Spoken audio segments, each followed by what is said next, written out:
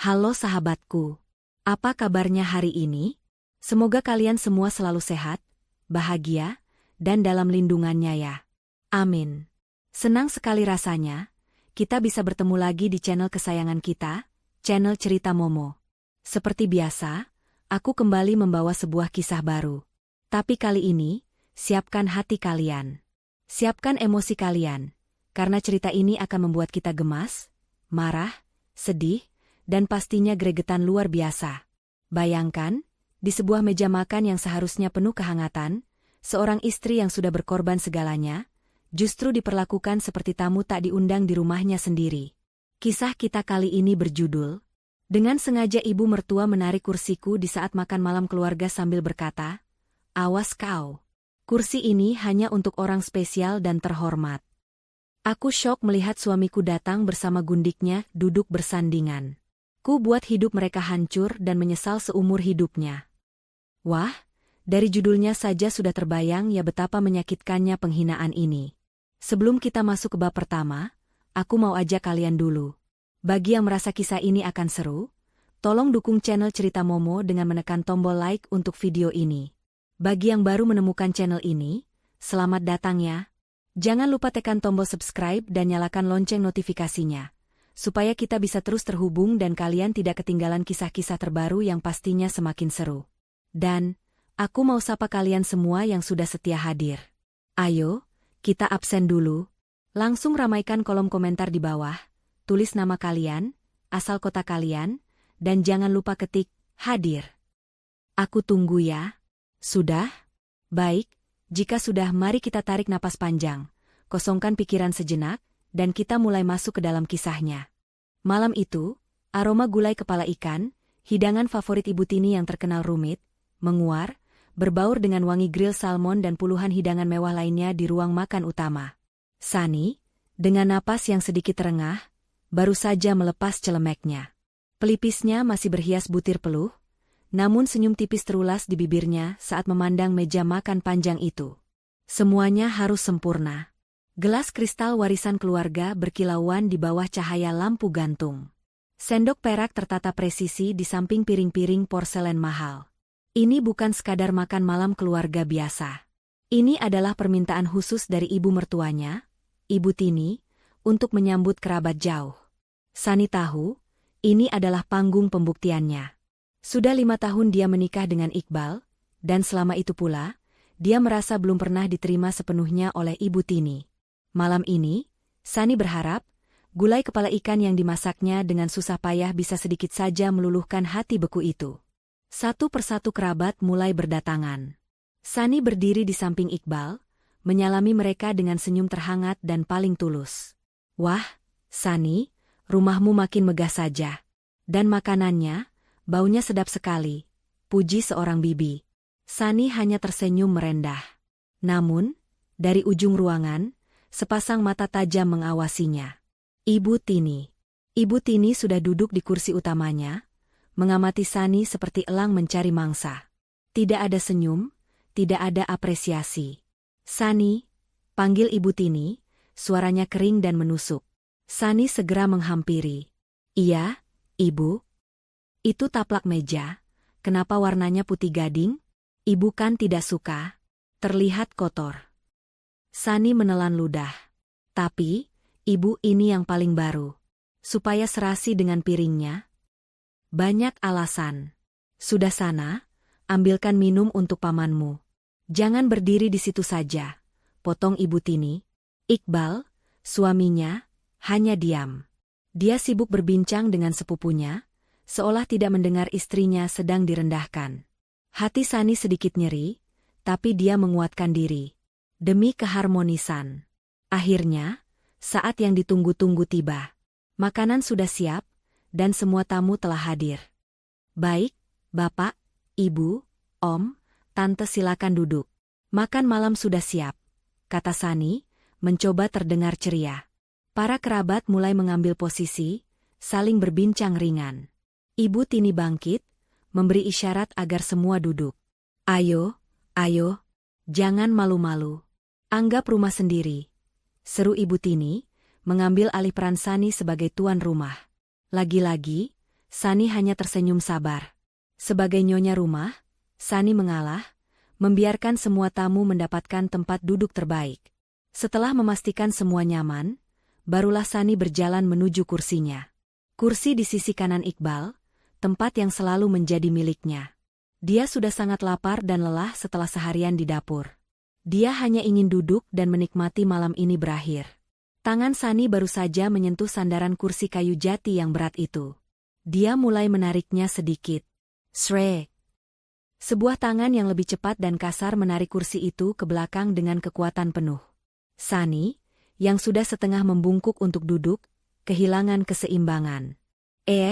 Pekiknya tertahan. Tubuhnya terhuyung ke depan, nyaris tersungkur di lantai keramik yang dingin jika dia tidak sigap menahan diri di pinggir meja. Gelas kristal di depannya bergetar, nyaris tumpah. Ruangan yang tadinya riuh mendadak hening. Hening yang memekakkan telinga. Sani menoleh. Jantungnya berdebar kencang. Di sanalah Ibu Tini berdiri, memegang sandaran kursi itu, dengan mata melotot penuh kebencian dan bibir yang menyeringai tipis. "Awas kau," bentak Ibu Tini. Suaranya menggema, memantul di dinding ruangan. Semua mata kini tertuju pada Sani, penuh rasa ingin tahu, kasihan, dan beberapa tampak menahan tawa. "Kursi ini hanya untuk orang spesial dan terhormat," lanjut Ibu Tini, suaranya sengaja dikeraskan. "Bukan untuk wanita mandul sepertimu yang hanya bisa menumpang hidup." Hinaan itu, mandul, adalah belati paling tajam yang selalu Ibu Tini gunakan. Wajah Sani memerah padam, lalu pucat pasi. Dia melihat paman dan bibinya buru-buru membuang muka, pura-pura sibuk dengan sendok mereka. Rasa malu, sakit hati, dan amarah yang membara bercampur jadi satu. Telinganya berdengung. "Ibu, tapi saya..." Suara Sani bergetar, nyaris tak terdengar. "Tapi apa?" "Hah? Kamu mau membantah ibu?" sergah Ibu Tini, semakin menjadi-jadi. "Kamu pikir karena kamu yang masak semua ini, kamu pantas duduk di sini? Tidak. Ada apa ini ribut-ribut?" Suara berat itu menginterupsi. Pintu depan terbuka. Iqbal. Akhirnya, suaminya, penyelamatnya. Sani menoleh dengan mata berkaca-kaca, berharap Iqbal akan membelanya. Wajah Ibu Tini yang tadinya tegang seperti iblis, langsung berubah cerah. "Nah, itu dia. Anak kesayangan ibu sudah datang." Hati Sani mencelos. Iqbal tidak sendirian. Dia melangkah masuk ke ruang makan, dan di lengannya, bergantung erat seorang wanita. Wanita muda yang sangat cantik, dengan gaun merah menyala yang memeluk ketat tubuhnya, nyaris tidak menyisakan imajinasi. Riasan wajahnya tebal dan menantang. Sani mengenalinya. Vika. Sekretaris pribadi Iqbal, yang selalu dia curigai punya hubungan khusus dengan suaminya. Hati Sani yang tadi hanya retak, kini hancur berkeping-keping. Iqbal membawa gundiknya ke acara keluarga besarnya. Iqbal berjalan lurus. Dia melewati Sani yang masih berdiri mematung di samping meja, terhina dan syok. Iqbal bahkan tidak menoleh. Matanya hanya tertuju pada Vika, dengan tatapan memuja yang sudah lama sekali tidak Sani lihat. Dengan senyum lebar yang terlihat sangat palsu, Iqbal menarik kursi yang tadi direbut oleh Ibu Tini. "Kursi, kehormatan, itu kursi yang dilarang untuk Sani. Silakan duduk, sayang," kata Iqbal, suaranya begitu lembut dan mesra pada Vika. "Maaf ya, pestanya hampir dimulai tanpamu." Vika tertawa kecil, suara tawanya melengking seperti lonceng kematian di telinga Sani. Dia duduk dengan gaya angkuh seorang ratu, dagunya terangkat, dan matanya melirik Sani dari atas ke bawah dengan tatapan kemenangan yang jelas. Ibu Tini tersenyum puas. Dia bahkan menggeser kursinya agar lebih dekat dengan Vika. "Nah, ini baru pantas. Ini baru menantu idaman ibu. Selamat datang di keluarga kami, Vika sayang." Dunia Sani serasa berhenti berputar. Udara di paru-parunya seakan tersedot habis. Suaminya, ibu mertuanya, mereka telah bersekongkol. Mereka merencanakan ini, menghancurkannya, mempermalukannya di depan semua orang, di rumahnya sendiri, di atas kerja kerasnya sendiri. Rasa sakit itu begitu menusuk, begitu hebat, hingga Sani nyaris mati rasa. Tapi kemudian, di balik rasa sakit itu, sesuatu yang lain bangkit. Sesuatu yang dingin, kelam, dan sangat kuat. Kemarahan. Sani mengepalkan tangannya di sisi tubuhnya, begitu erat hingga kuku-kukunya menancap di telapak tangannya. Dia tidak akan menangis. Tidak di sini. Dia menatap Iqbal, yang kini sedang menyuapi Vika sepotong udang. Dia menatap Ibu Tini, yang tertawa bahagia. Dan dia menatap Vika, yang balas menatapnya dengan angkuh. Kalian, bisik Sani dalam hatinya, suaranya dingin membeku. Kalian akan menyesal telah melakukan ini padaku. Aku bersumpah. Aku akan membuat hidup kalian hancur. Hancur sehancur-hancurnya, sampai kalian merangkak memohon ampun padaku. Dan saat itu tiba, aku tidak akan pernah memaafkan kalian. Para tamu berpamitan dengan canggung. Sani masih berdiri kaku di tempatnya, di samping kursi yang seharusnya menjadi miliknya. Dia tidak tahu sudah berapa lama dia membeku di sana. Mungkin 5 menit, mungkin 15. Ruangan yang tadi hening, mencekam kini dipenuhi bisikan canggung. Paman dan bibi yang tadi memujinya, kini buru-buru menghabiskan minuman mereka, menghindari tatapan mata Sani seolah dia adalah hantu.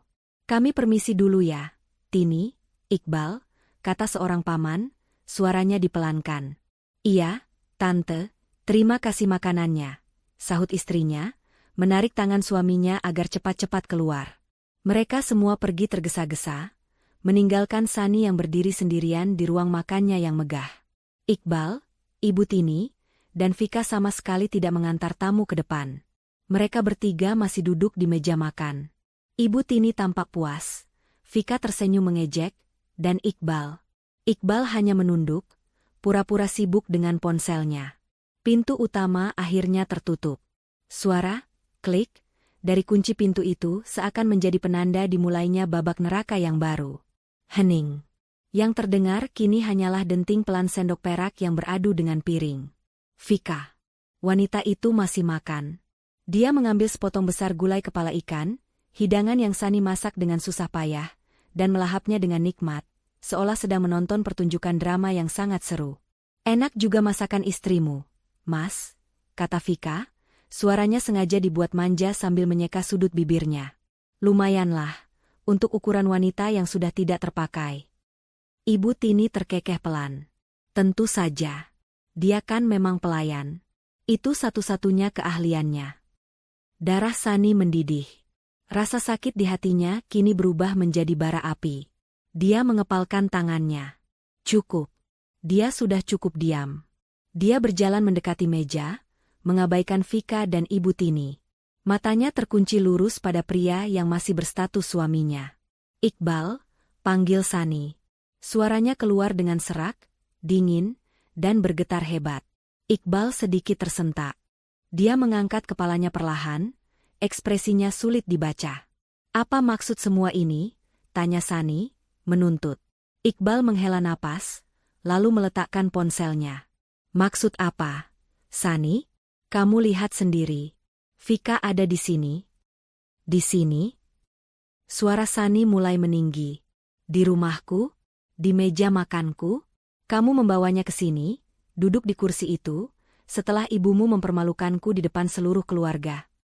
Jaga bicaramu, Sani, bentak Ibu Tini, suaranya melengking. Kamu yang seharusnya malu. Berani-beraninya kamu meninggikan suara di depan suamimu. Tidak sopan. Ibu diam dulu. Ini urusanku dengan suamiku. Balas Sani, keberaniannya muncul entah dari mana. Oh, berani kamu membentak ibu, ya? Sani, cukup. Kali ini Iqbal yang menggebrak meja. Piring-piring porselen itu bergetar, air di gelas kristal bergoyang. Jangan pernah kamu membentak ibuku. Dan jangan pernah kamu membentak Vika. Sani tertegun. Napasnya tercekat. Iqbal membentaknya demi mereka. Dia tamuku. Lanjut Iqbal, matanya memerah. Tamu kehormatan. Tamu kehormatan?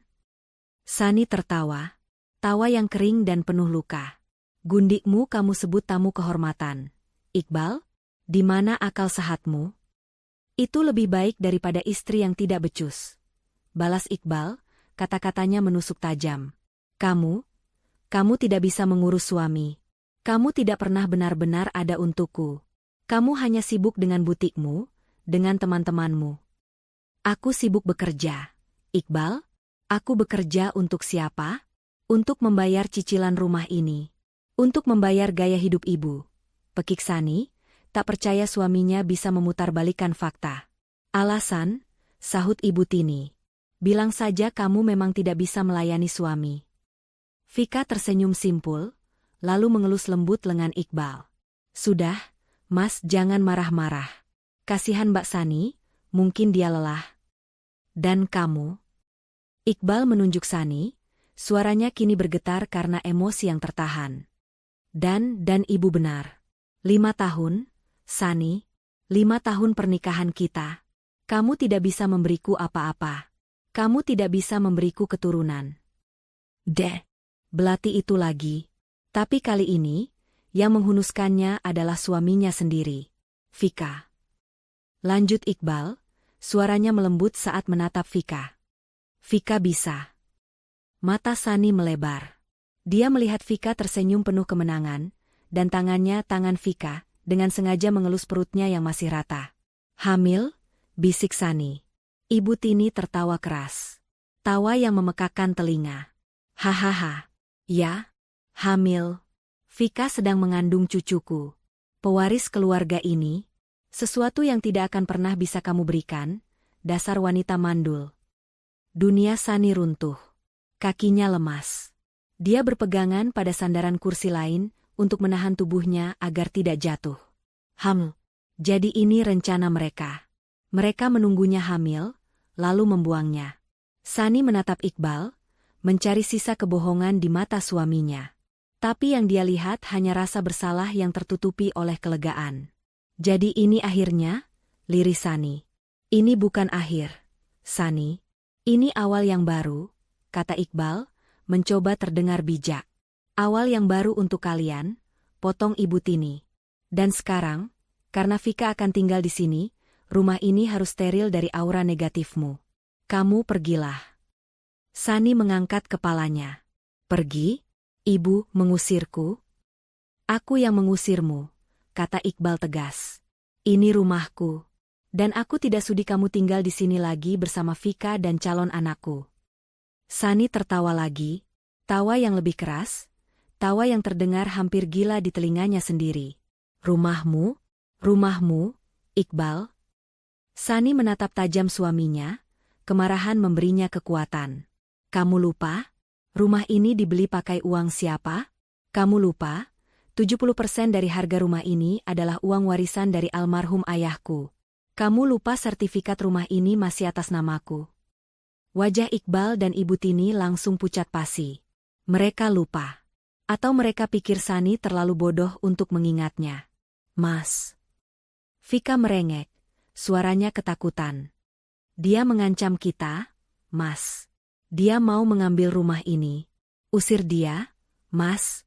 Aku tidak mau tinggal satu atap dengannya. Nanti aku stres, kasihan bayi kita. Rayuan Vika menyadarkan Iqbal. Di pojokan, dia menjadi nekat. Aku tidak peduli, teriak Iqbal kalap. Aku tidak peduli soal uang. Pokoknya kamu pergi malam ini juga. Pergi. Iqbal bangkit dari kursinya, berjalan cepat ke arah Sani dan menarik lengannya dengan kasar. Ayo. Lepaskan. Aku bisa jalan sendiri. Sani meronta.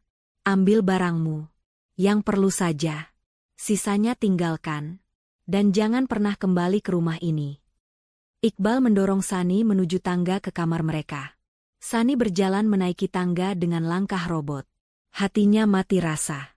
Di belakangnya, Ibu Tini dan Vika mengikutinya seperti sipir penjara, memastikan dia tidak mengambil barang berharga. Awas ya kalau kamu berani ambil perhiasan. Itu semua milik anakku. Hardik Ibu Tini dari ambang pintu kamar. Sani membuka lemari pakaiannya. Baju-baju mahal, tas-tas bermerek yang dia beli dengan uangnya sendiri. Dia tidak menyentuhnya. Dia membuka laci meja riasnya. Dia tidak mengambil perhiasannya.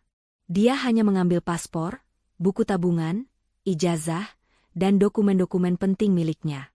Dia mengambil satu koper kabin kecil. Dia hanya memasukkan beberapa helai baju ganti, pakaian dalam, dan perlengkapan mandi esensial. Dia melihat foto pernikahan mereka di atas nakas. Iqbal tersenyum begitu tulus di foto itu. Sani mengambil bingkai foto itu. "Mau apa kamu? Mau kamu pecahkan?" tanya Vika sinis. Sani tersenyum tipis. "Aku hanya mau melihat wajah bodohku," katanya. Lalu, dengan tenang, dia meletakkan bingkai foto itu menghadap ke bawah. Dia menutup kopernya. Sudah. Dia menyeret koper kecil itu keluar kamar, melewati Ibu Tini dan Vika. Dia menuruni tangga. Iqbal sudah menunggu di pintu depan, membukanya lebar-lebar. Udara malam yang dingin langsung menerpa wajah Sani, membuatnya menggigil. "Cepat pergi," usir Iqbal, tidak berani menatap mata istrinya. Sani berhenti tepat di depan suaminya. Dia menatap mata Iqbal dalam-dalam.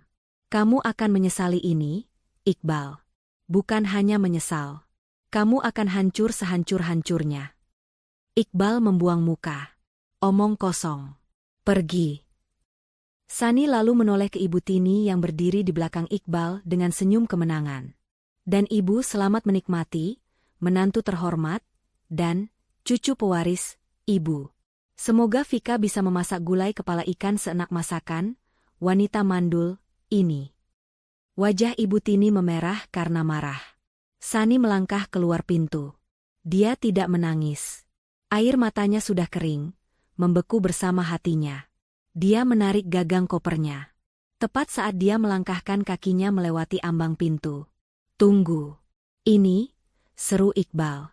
Iqbal melemparkan sesuatu ke kakinya. Benda itu jatuh di lantai teras yang berdebu. Celemek. Celemek yang Sani pakai seharian untuk memasak hidangan pesta malam itu. "Bawa juga celemekmu. Supaya kamu ingat tempatmu yang seharusnya," hina Iqbal. Sani menatap celemek itu sejenak. Lalu dia menatap Iqbal. Dia tidak membungkuk untuk mengambilnya. Dia hanya tersenyum dingin. "Terima kasih sudah mengingatkanku," katanya. Lalu dia berbalik, menarik kopernya, dan melangkah ke dalam kegelapan malam, meninggalkan istana yang dia bangun dengan keringatnya sendiri, hanya dengan satu koper dan harga diri yang tercabik-cabik. Taksi yang ditumpanginya melaju membelah malam yang pekat. Sani duduk kaku di kursi belakang, memeluk tas tangannya erat-erat. Koper kabin kecil itu teronggok di sampingnya, saksi bisu pengusirannya. Dia tidak menangis. Belum. Tubuhnya masih bergetar hebat, campuran antara amarah yang membara dan rasa dingin yang menusuk tulang. Sopir taksi itu sesekali meliriknya dari kaca spion. Seorang wanita, rapi namun tampak kacau, diusir dari rumah mewah di tengah malam buta. Sani mengabaikan tatapan kasihan itu. Dia tidak butuh belas kasihan. Dia butuh keadilan. Dia melihat keluar jendela, tapi pemandangan kota yang gemerlap hanya tampak seperti noda-noda cahaya yang kabur.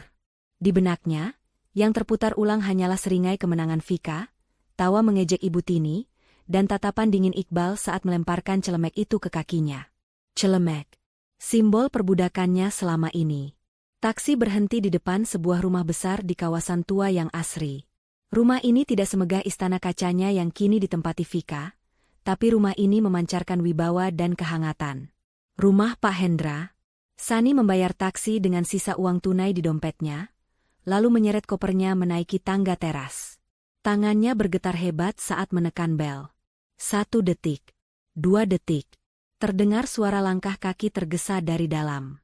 Pintu kayu jati yang berat itu terbuka. Seorang pria berusia akhir 60-an, masih tampak gagah dengan piyama dan jubah tidurnya, menatapnya dengan kaget. Wajahnya yang bijak langsung mengernyit prihatin. "Sani?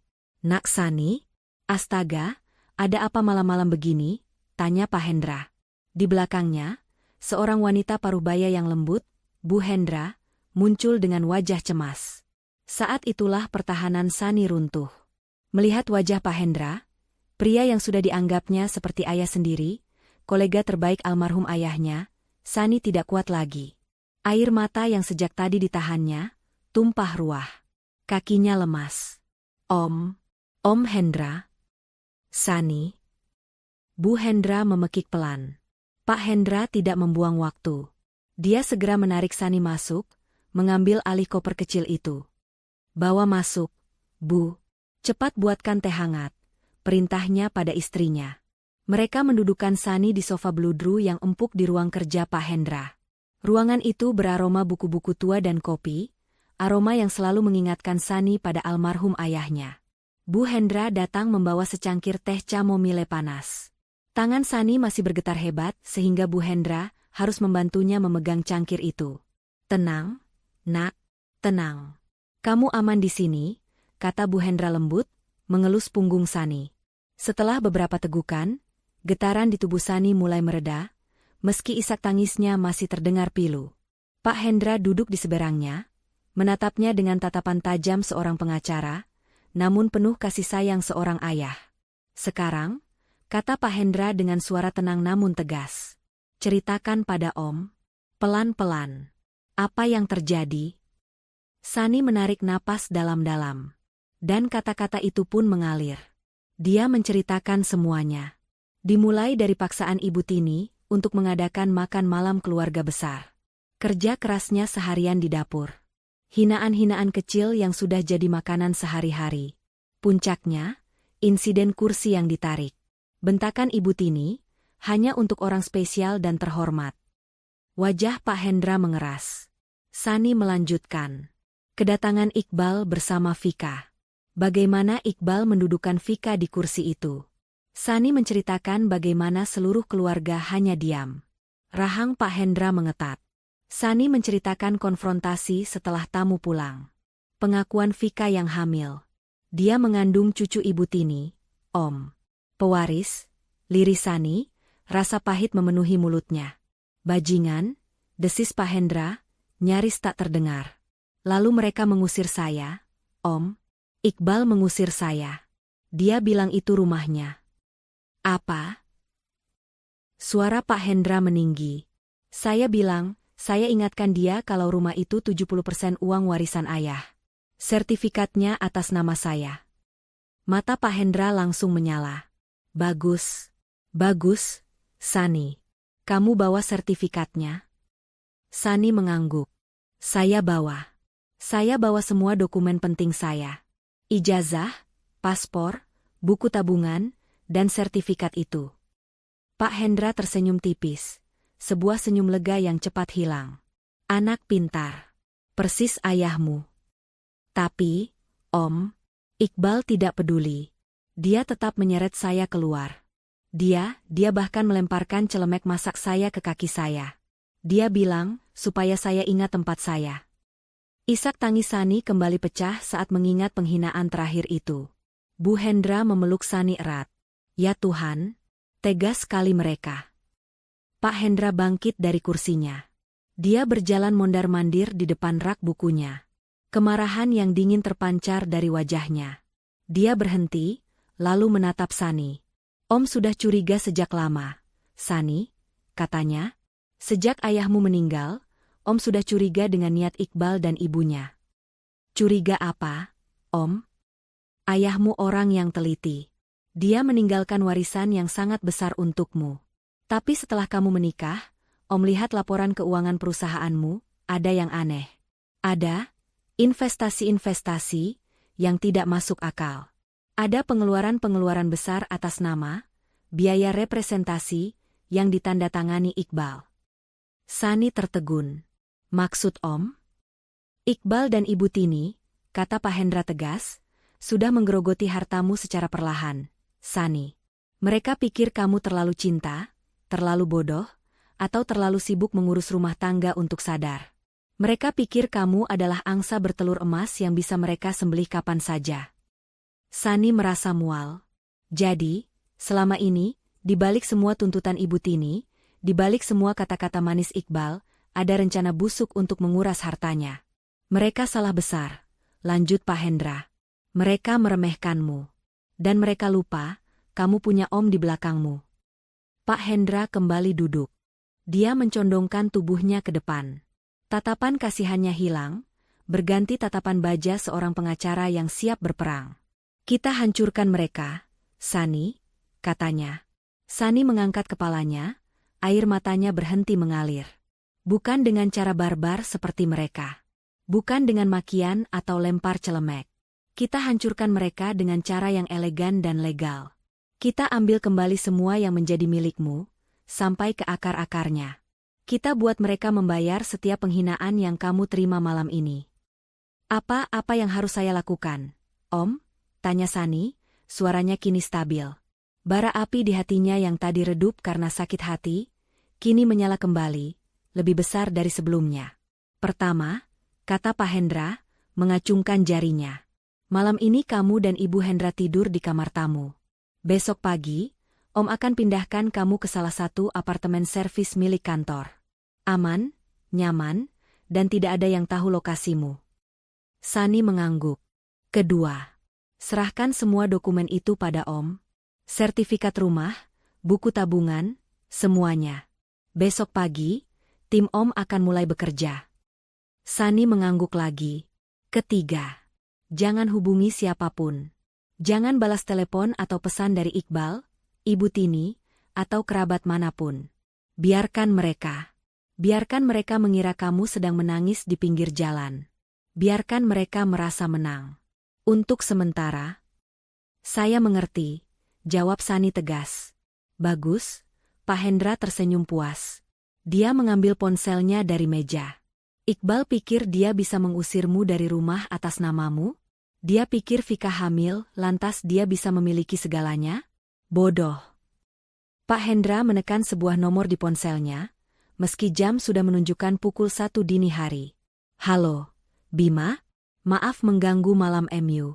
Ya, ini mendesak. Besok pagi jam 7, kumpulkan tim audit terbaikmu. Kita punya klien prioritas.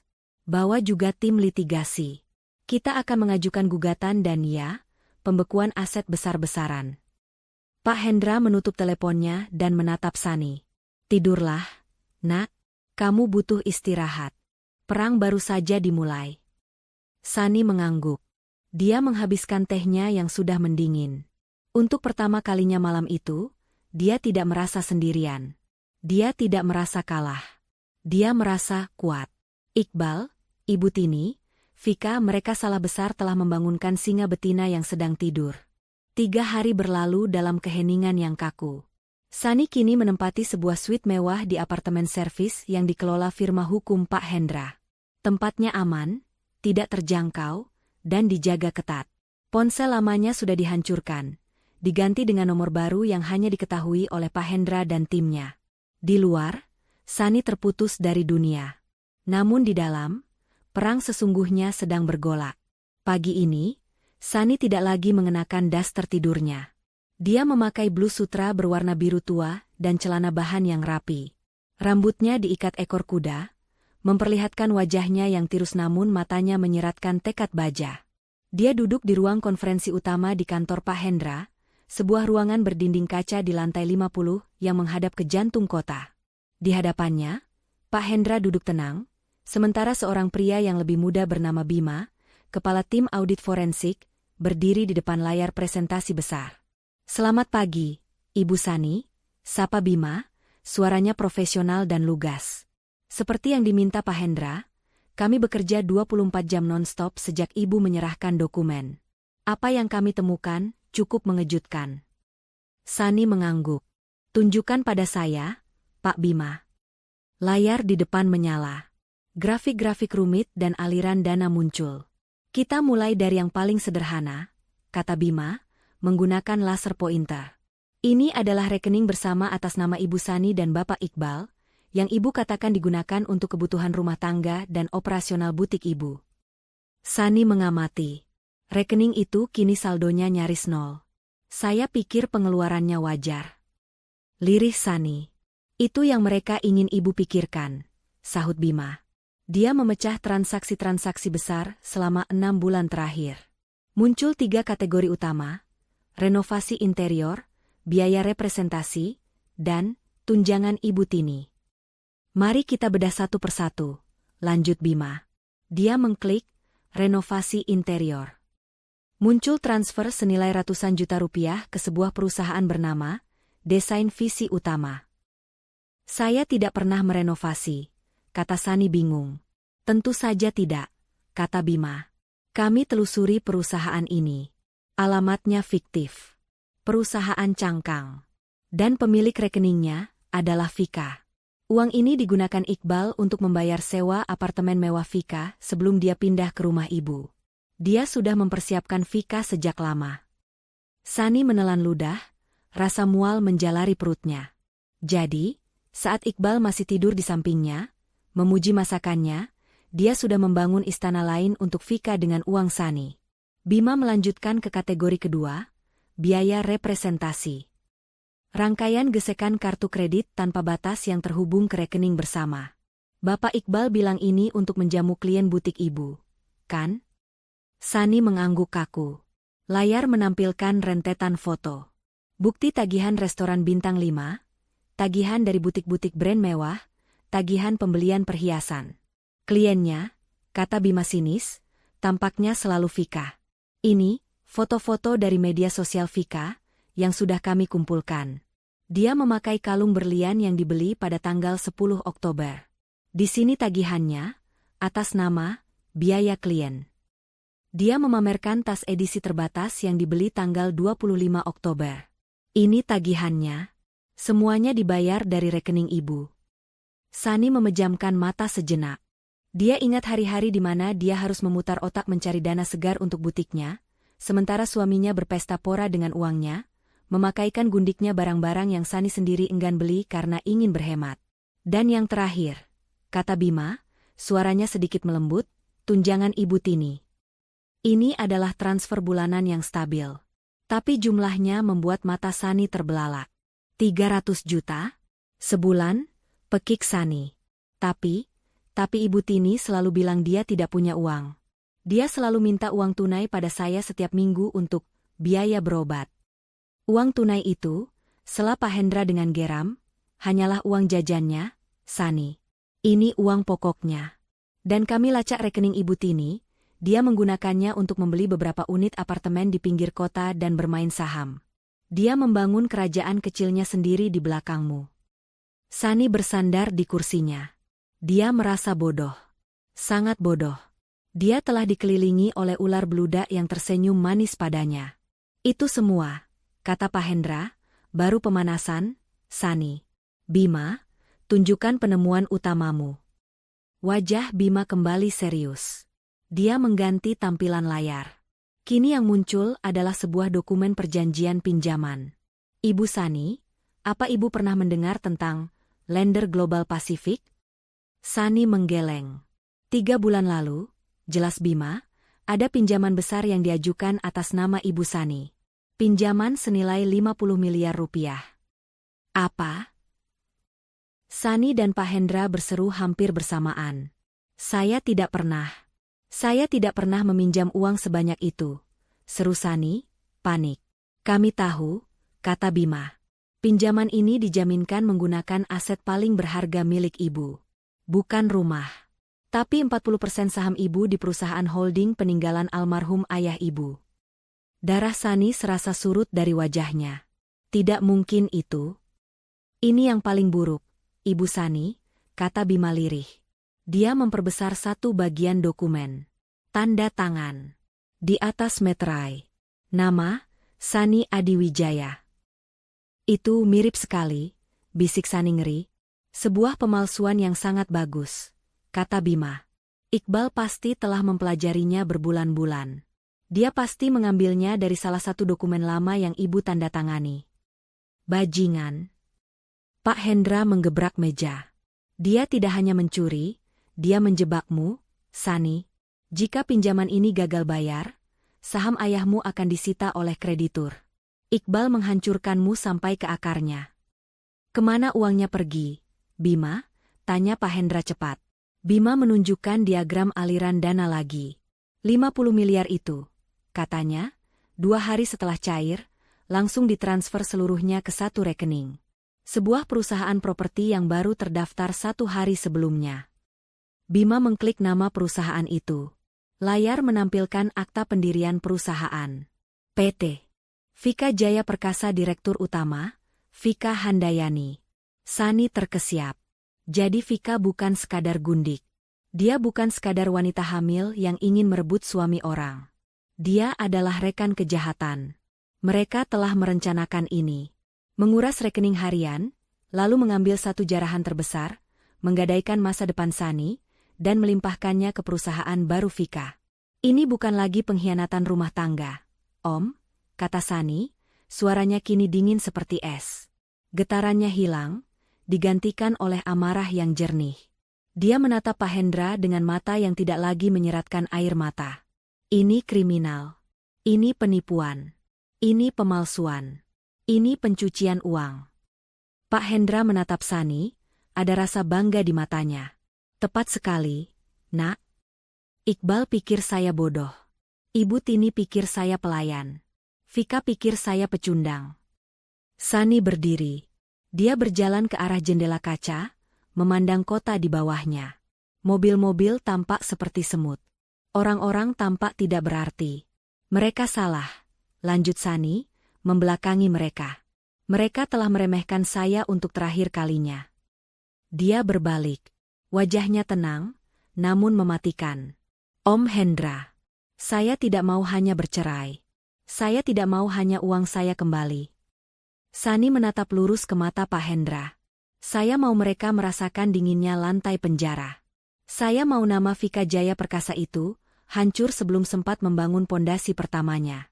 Saya mau Ibu Tini mengemis di jalanan, tempat di mana dia membuang saya.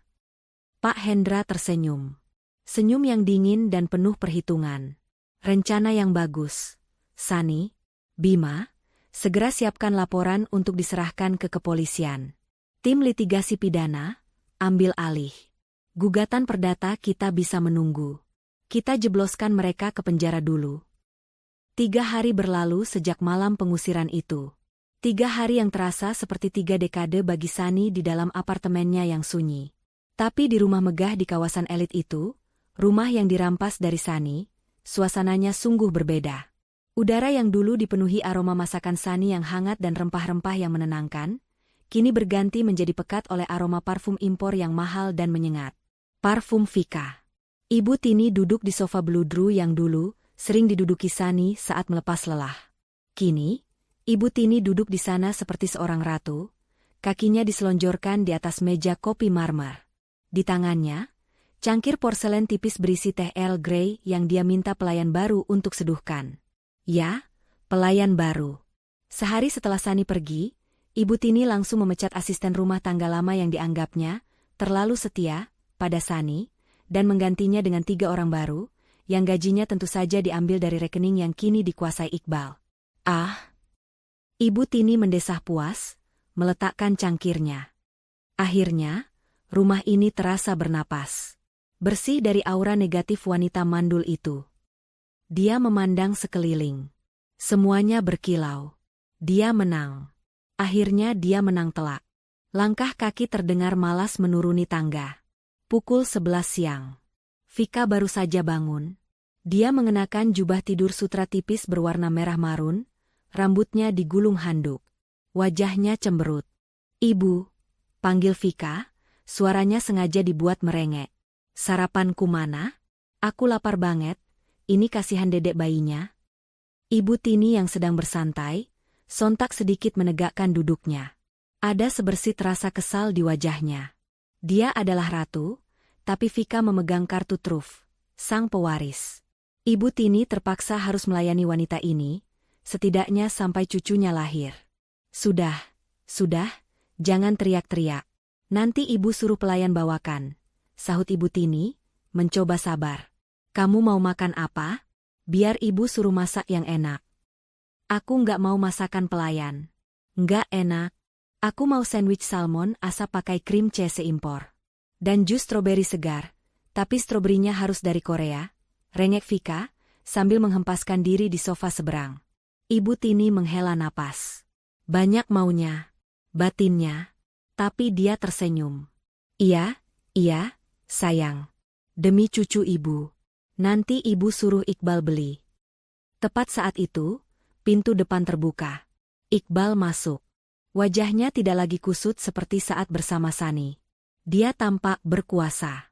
Setelan jasnya yang mahal terlihat licin, Jam tangan baru melingkar di pergelangan tangannya, jam tangan yang Sani tahu harganya bisa membeli mobil. Dia tidak lagi terlihat seperti suami yang menumpang pada kekayaan istri. Dia terlihat seperti bos. Mas. Vika langsung berlari manja, memeluk Iqbal.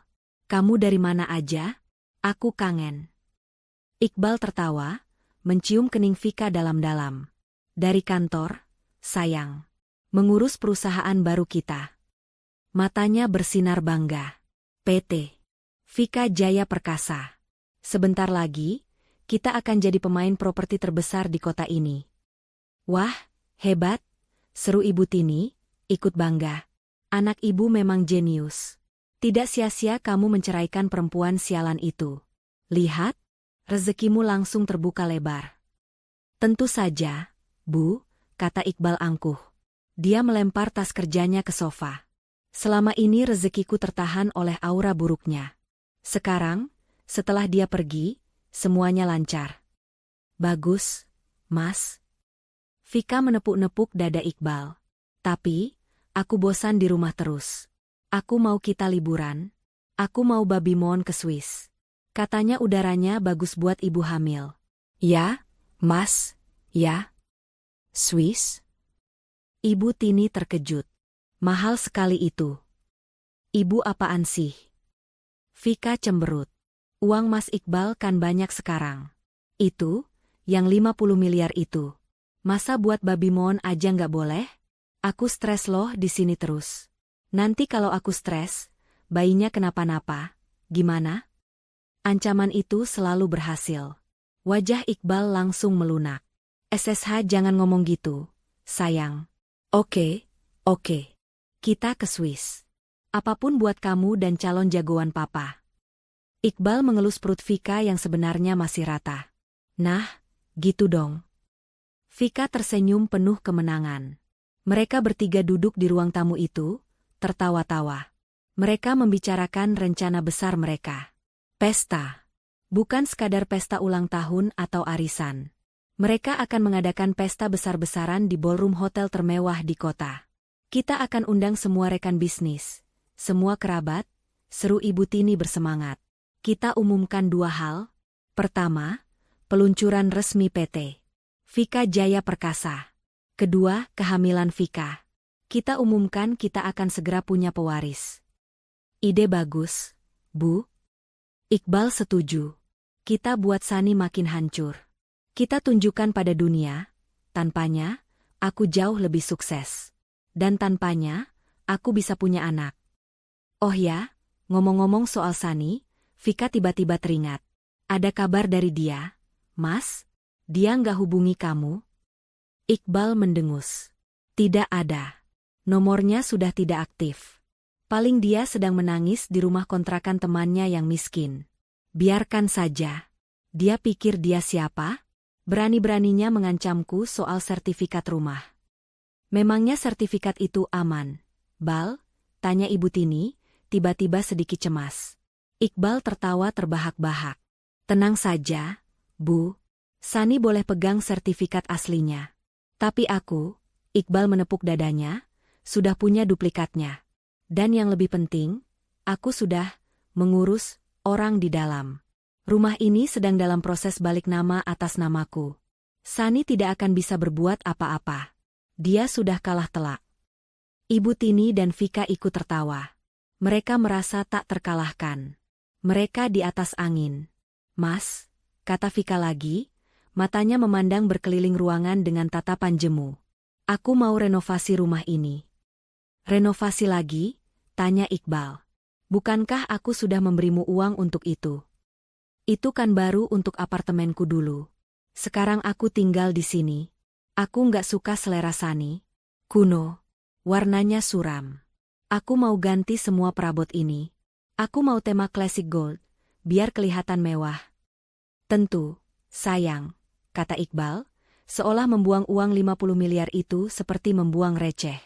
Atur saja. Panggil desainer interior terbaik. Hancurkan semua sisa-sisa selera Sani di rumah ini. Ini istana kamu sekarang. Vika bersorak gembira. Ibu Tini tersenyum puas. Mereka sedang berpesta di atas penderitaan Sani. Mereka sedang merencanakan masa depan gemilang mereka dengan uang hasil kejahatan. Mereka tertawa, minum sampanye mahal di tengah hari bolong, merencanakan pesta termewah, tanpa tahu. Di lantai 50 gedung lain di jantung kota, tim Pak Hendra baru saja mendapatkan surat perintah dari pengadilan. Surat perintah penyitaan.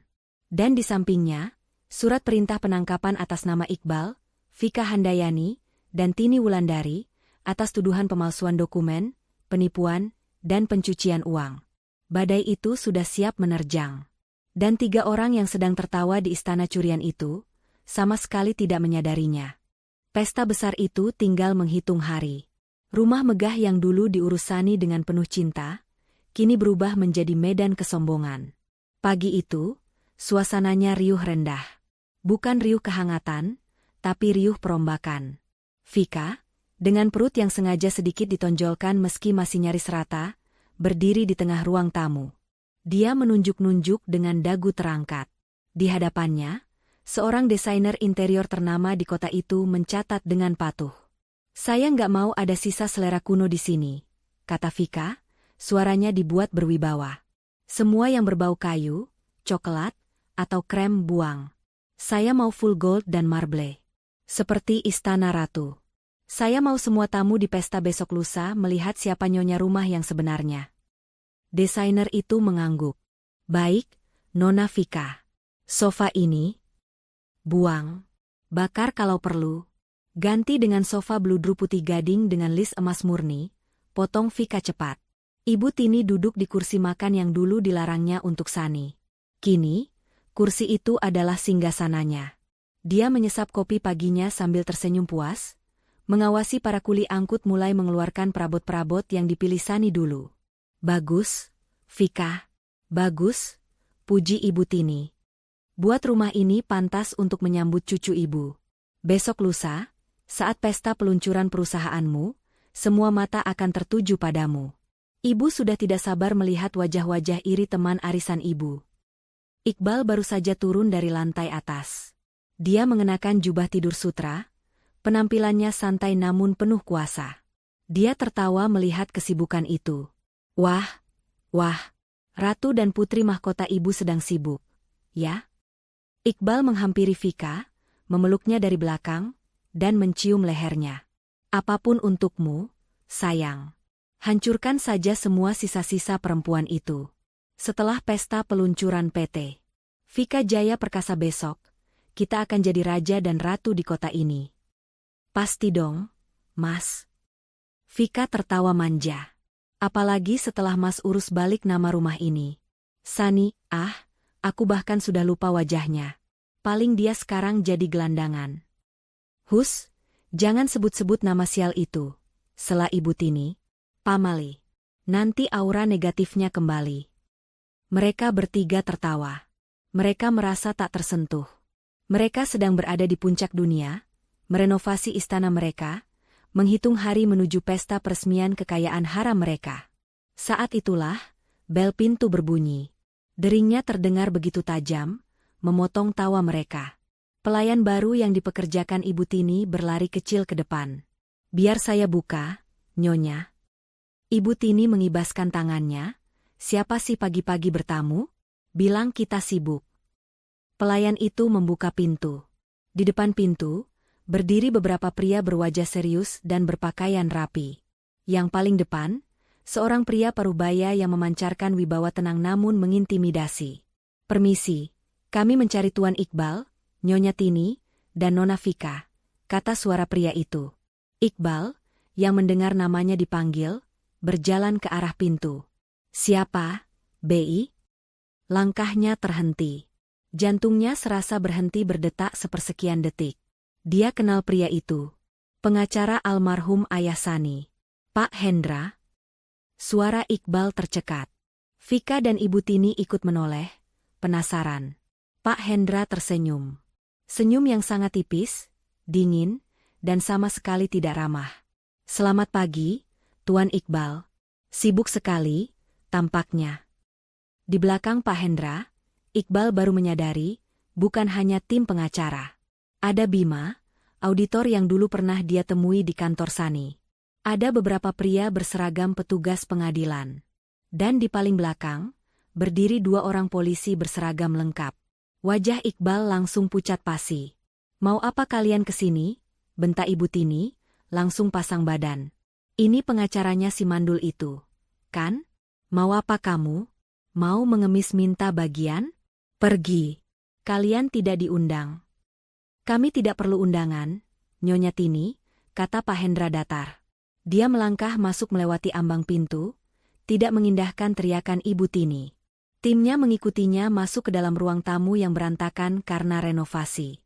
Para kuli angkut terdiam, bingung. "Beraninya kalian masuk?" Vika memekik. "Satpam. Satpam. Usir mereka." "Diam, Vika," bisik Iqbal, suaranya bergetar. Dia tahu ini bukan kunjungan biasa. Ada apa ini, Pak Hendra?" tanya Iqbal, mencoba mengendalikan suaranya yang gemetar. "Kalau Sani menyuruh Anda, kita bisa bicarakan baik-baik. Mungkin dia mau uang damai perceraian?" Pak Hendra tertawa pelan. Tawa yang membuat bulu kuduk Iqbal berdiri. "Uang damai? Tuan Iqbal, Anda tampaknya benar-benar tidak mengerti situasinya." Pak Hendra memberi isyarat pada Bima. Bima melangkah maju, menyerahkan setumpuk tebal dokumen resmi ke tangan Iqbal. Tangan Iqbal gemetar hebat saat menerimanya. "Apa ini?" tanya Iqbal. "Surat perintah penyitaan aset dari pengadilan negeri," jawab Pak Hendra. Suaranya sengaja dikeraskan, agar terdengar oleh semua orang di ruangan itu.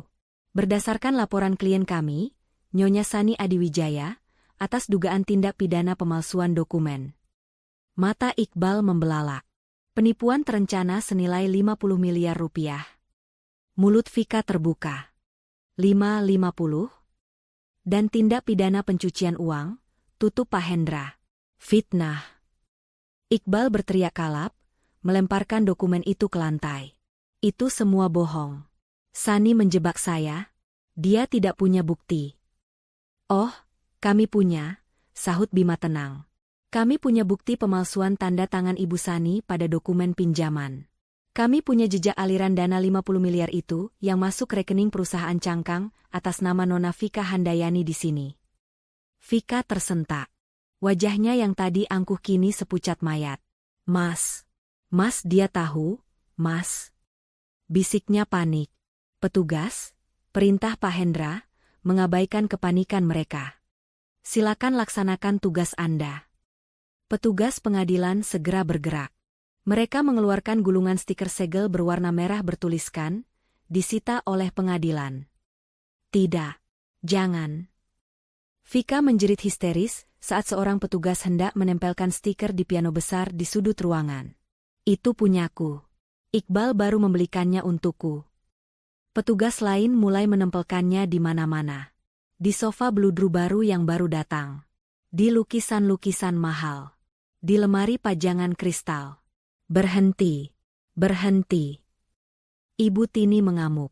Dia mencoba menyerang petugas itu, tapi seorang polisi menahannya. "Ini rumah anakku. Kalian tidak berhak. Pergi kalian."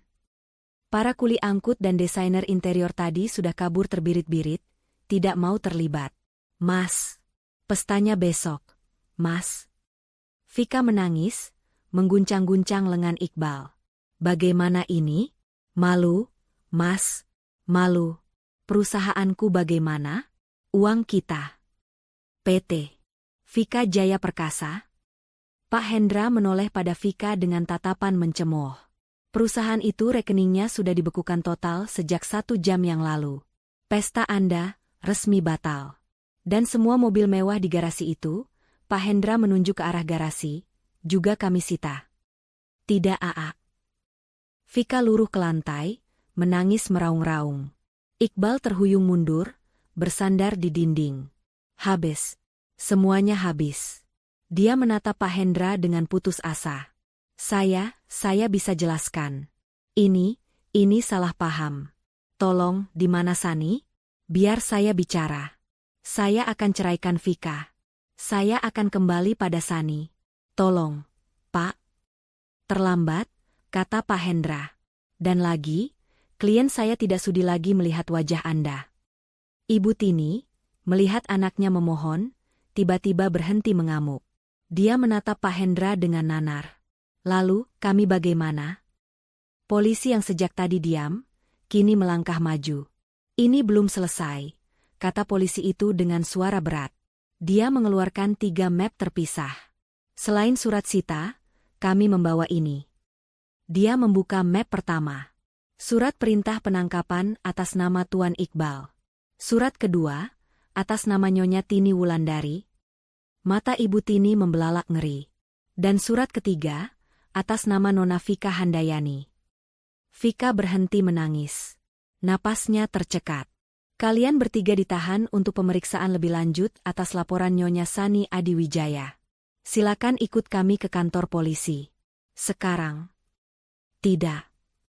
Vika menjerit paling kencang. Aku hamil. Kalian tidak lihat? Aku hamil. Kalian tidak bisa penjarakan aku. Mas Iqbal. Tolong aku, Mas. Aku tidak mau masuk penjara.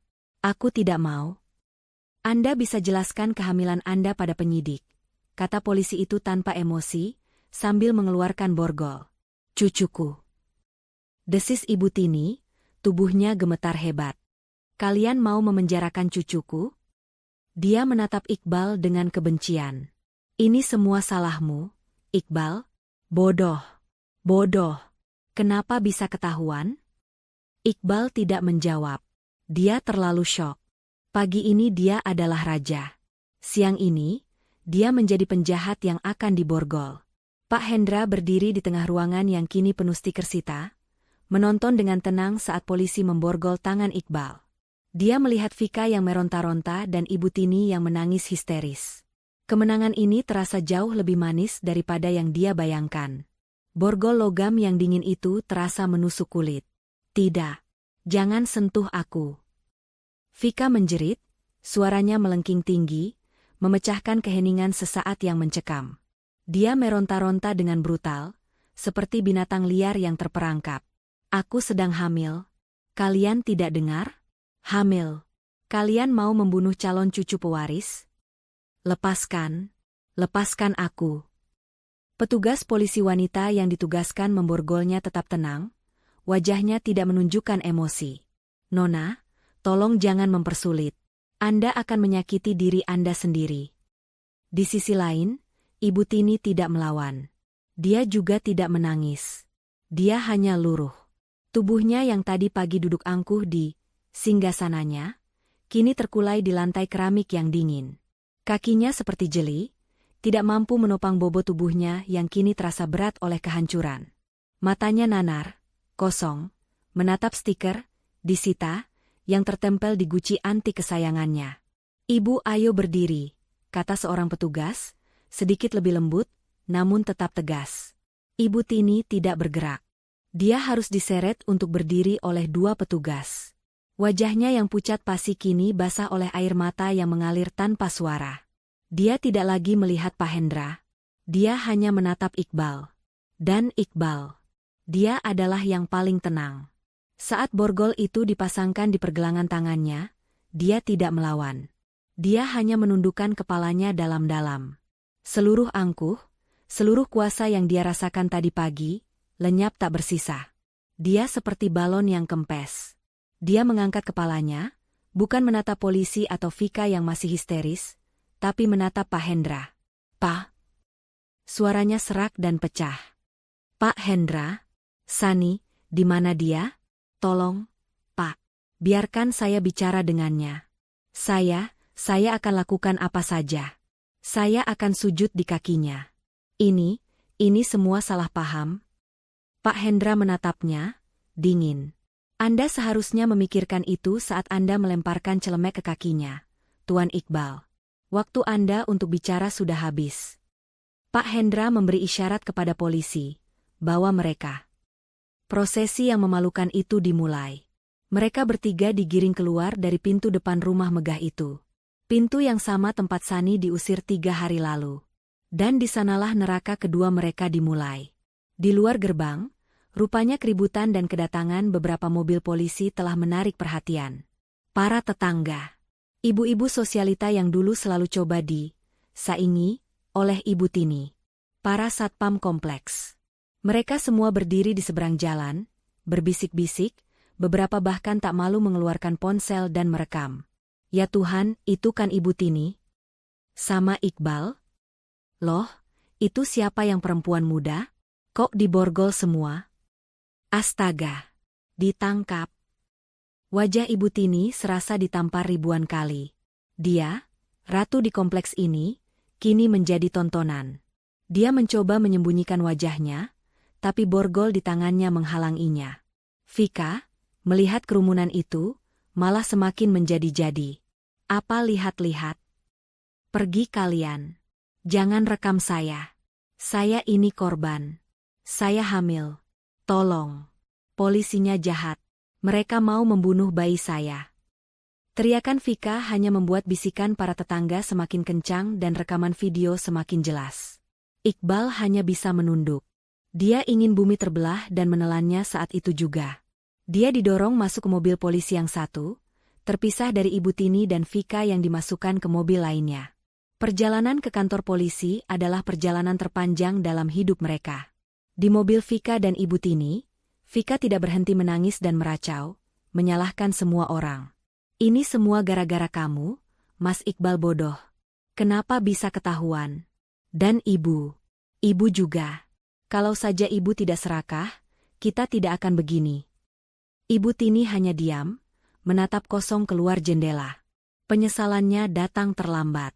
Di kantor polisi, kemewahan benar-benar dilucuti. Bau disinfektan yang tajam, lantai yang kusam, dan tatapan dingin para petugas menyambut mereka. Mereka tidak lagi dipanggil Nyonya atau Tuan. Mereka adalah tersangka. Foto. Sidik jari, perintah petugas. Satu persatu, kehormatan mereka dipreteli. Vika, yang tadi pagi memesan sofa emas murni, kini harus memegang papan nama bertuliskan namanya di depan dada. Matanya bengkak, maskaranya luntur. Iqbal, yang tadi pagi merasa seperti raja properti, kini difoto seperti penjahat rendahan. Dan Ibu Tini, dia nyaris pingsan saat jarinya ditekan ke bantalan tinta hitam. Setelah proses administrasi yang brutal itu, mereka dipisahkan. 3 ruang interogasi yang berbeda. 3 takdir yang saling terkait, namun kini harus menyelamatkan diri masing-masing. Di ruang 1, Vika berhadapan dengan seorang penyidik wanita yang sabar. Saya hamil, Bu. Saya butuh dokter. Saya tidak bisa stres. Vika memulai dengan taktik yang sama. Penyidik itu mengangguk. Kami akan panggil tim medis untuk memeriksa Anda, Nona Vika. Tapi sebelum itu, tolong jelaskan, dari mana Anda mendapatkan dana 50 miliar rupiah yang masuk ke rekening PT Vika Jaya Perkasa? Vika membeku. Saya tidak tahu. Itu semua urusan Mas Iqbal. Saya hanya menerima. Dia bilang itu hadiah untuk perusahaan baru kami. Saya tidak tahu kalau itu uang haram. Saya korban. Di ruang 2, Ibu Tini menangis sesenggukan di depan penyidik yang lebih tua. Saya tidak tahu apa-apa, Pak. Sungguh. Saya ini hanya ibu rumah tangga. Saya memang tidak suka Sani, dia mandul, Pak. Dia tidak bisa memberi saya cucu. Tapi saya tidak pernah menyuruh Iqbal mencuri. Saya memang menerima uang bulanan, tapi itu kan wajar. Seorang anak memberi ibunya. Saya tidak tahu kalau uang itu, uang haram. Di ruang 3, Iqbal duduk terdiam. Wajahnya pucat. Anda tahu apa kesalahan Anda, Tuan Iqbal? Tanya penyidik. Iqbal mengangguk pelan. Jelaskan soal pemalsuan tanda tangan Nyonya Sani. Iqbal menarik napas gemetar. Dia melihat ke sekeliling. Tidak ada Pak Hendra, tidak ada Ibu Tini, tidak ada Vika. Dia sendirian. Dan di saat itulah, insting pengecutnya mengambil alih. Pak, saya dijebak, lirih Iqbal. Penyidik mengangkat alis. Saya hilaf. Ini semua karena Vika. Suara Iqbal mulai meninggi, mencari pembenaran. Dia merayu saya. Dia bilang dia hamil. Dia bilang dia butuh 50 miliar untuk jaminan hidupnya dan bayinya. Dia mengancam saya, Pak. Dia bilang kalau saya tidak berikan, dia akan gugurkan kandungannya. Saya panik. Saya sayang anak itu. Jadi Anda mengaku memalsukan tanda tangan istri sah Anda untuk memberikan uang hasil kejahatan itu kepada Nona Vika? Tanya penyidik, mengunci jebakannya. Iqbal terdiam. Dia sadar baru saja mengorbankan Vika untuk menyelamatkan dirinya. Persekutuan jahat itu telah retak. Di bawah tekanan, 3 ekor ular itu kini saling mematuk, saling menyalahkan, saling berkhianat, berusaha menjadi yang terakhir selamat. Sementara itu, di apartemen servis yang mewah, Sani berdiri di depan jendela yang sama, memandangi gemerlap lampu kota. Ponsel di tangannya bergetar. Telepon dari Pak Hendra. Sudah selesai, Sani, kata Pak Hendra di seberang sana. Suaranya tenang. Mereka sudah di dalam. Di ruang interogasi yang terpisah. Sani memejamkan matanya. Dia tidak mengatakan apa-apa. Seperti yang kita duga, lanjut Pak Hendra. Mereka hancur. Mereka saling menyalahkan. Iqbal menyalahkan Vika. Vika menyalahkan Iqbal. Dan Ibu Tini, dia menyalahkan takdir. Sani menarik napas panjang. Dia membuka matanya. Dia mengharapkan ada rasa kemenangan yang meledak-ledak. Dia ingin merasa puas. Dia ingin tertawa, tapi tidak ada. Yang dia rasakan hanyalah kehampaan yang dingin. Rasa lelah yang luar biasa. Dia ingat Iqbal yang dulu melamarnya dengan gugup. Dia ingat Ibu Tini yang dulu menyambutnya, meski dingin, saat pertama kali ke rumah. Dia ingat semua usahanya memasak gulai kepala ikan. Semua pengorbanannya berakhir di ruang interogasi yang bau. Sani, kamu masih di sana? Tanya Pak Hendra. Iya, Om. Bisik Sani. Saya di sini. Terima kasih, Om. Dia menutup telepon. Dia tidak menangis. Tapi untuk pertama kalinya, dia merasa kasihan. Bukan pada mereka, tapi pada dirinya sendiri, yang pernah mencintai orang-orang yang begitu mudah hancur itu. 48 jam. 2 hari penuh di dalam sel tahanan sementara yang dingin dan berbau pesing. 2 hari yang terasa seperti 2 tahun neraka. Kemewahan, kuasa, dan keangkuhan mereka dilucuti habis-habisan di balik jeruji besi itu. Iqbal tidak tidur sama sekali. Dia hanya duduk di pojok selnya yang sempit, memeluk lututnya, menatap kosong ke dinding yang kotor. Bayangan borgol, tatapan para tetangga, dan senyum dingin Pak Hendra terus berputar di kepalanya seperti kaset rusak. Hancur. Semuanya hancur. Vika, di sel wanita, tidak berhenti menangis dan menjerit. Dia mengeluh mual, pusing, kram perut, mengancam akan menggugat polisi jika bayinya kenapa-napa. Ibu Tini, di sel terpisah karena usianya, hanya dia membisu. Syok telah merenggut suaranya. Berkat kehamilan Vika dan kondisi Ibu Tini yang rentan karena usia, ditambah strategi licik Pak Hendra yang lebih suka melihat mereka menderita di luar, penangguhan penahanan akhirnya dikabulkan. Mereka dibebaskan dengan status tahanan kota. Wajib lapor setiap Senin dan Kamis, dilarang bepergian, dan tentu saja, semua aset tetap dibekukan. Pintu besi besar kantor polisi itu terbuka. Sinar matahari siang yang terik langsung menusuk mata mereka. 3 orang yang 2 hari lalu adalah raja dan ratu, kini melangkah keluar dengan pakaian yang sama kumalnya saat mereka ditangkap. Hening. Mereka bertiga berdiri canggung di trotoar yang ramai. Tidak ada mobil mewah yang menjemput. Tidak ada sopir yang membukakan pintu. Vika adalah yang pertama memecah keheningan. Dia menatap Iqbal dengan mata bengkak penuh kebencian. Jadi, desis Vika, suaranya serak. Gimana sekarang? Kamu bilang kamu hebat. Kamu bilang semua aman. Pembohong. Vika, diam. Lirih Iqbal, malu karena beberapa pejalan kaki mulai melirik. Diam? Kamu suruh aku diam? Vika tertawa histeris. Rumahku disita. Perusahaanku dibekukan. Uangku habis. Dan kamu suruh aku diam? Terus aku harus tinggal di mana? Di bawah jembatan? Jawab, Iqbal. Aku tidak tahu. Jawab Iqbal jujur, suaranya terdengar menyedihkan. Aku juga tidak punya apa-apa. Kartu kreditku semua diblokir. Terus anak ini gimana? Vika menunjuk perutnya. Kamu mau anak ini lahir jadi gelandangan? Kamu yang merencanakan ini semua. Kamu yang menjebak Sani. Kenapa kamu begitu bodoh sampai bisa ketahuan? Cukup. Iqbal akhirnya meledak. Rasa putus asa memberinya sedikit keberanian. Ini semua juga karena kamu. Kalau kamu tidak terus-terusan pamer. Kalau kamu tidak minta liburan ke Swiss.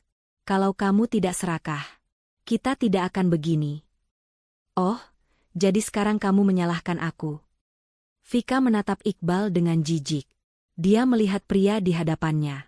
Bukan lagi pria sukses yang memujanya. Hanya seorang pecundang yang bangkrut dan ketakutan. Vika tertawa sinis. Dasar pecundang. Aku kira kamu raja, ternyata kamu hanya tikus. Dia membenarkan rambutnya yang lepek. Dengar ya, Iqbal. Urusan kita selesai. Apa maksudmu, Vika? Tapi anak kita? Iqbal panik. Anak ini urusanku. Aku tidak akan membiarkan dia punya ayah pecundang sepertimu. Vika melangkah ke tepi jalan, mengabaikan teriakan Iqbal. Dia menyetop sebuah taksi yang lewat. Vika. Tunggu. Kamu mau kemana? Vika. Iqbal mencoba mengejar. Vika membuka pintu taksi, tapi sebelum masuk, dia berbalik. Dan satu hal lagi, Mas, katanya dengan senyum paling berbisa. Terima kasih untuk 50 miliarnya. Setidaknya Sani sudah membayarku mahal untuk waktu tidur denganmu. Pintu taksi dibanting. Taksi itu melaju, menghilang di tikungan, membawa serta Vika dan pewaris yang selama ini dibanggakan Ibu Tini. Iqbal membeku di tempatnya. Dikhianati. Dibuang begitu saja di pinggir jalan. Dia menoleh ke belakang. Hanya tersisa satu orang. Ibu Tini. Ibunya masih berdiri di depan gerbang kantor polisi, menatap kosong ke depan. Dia bahkan tidak bereaksi saat Vika pergi. Bu. Panggil Iqbal lirih. Ayo, Bu, kita pergi dari sini. Ibu Tini tidak menjawab. Dia hanya berjalan pelan, seperti robot, mengikuti kemana Iqbal melangkah. Iqbal memeriksa dompetnya.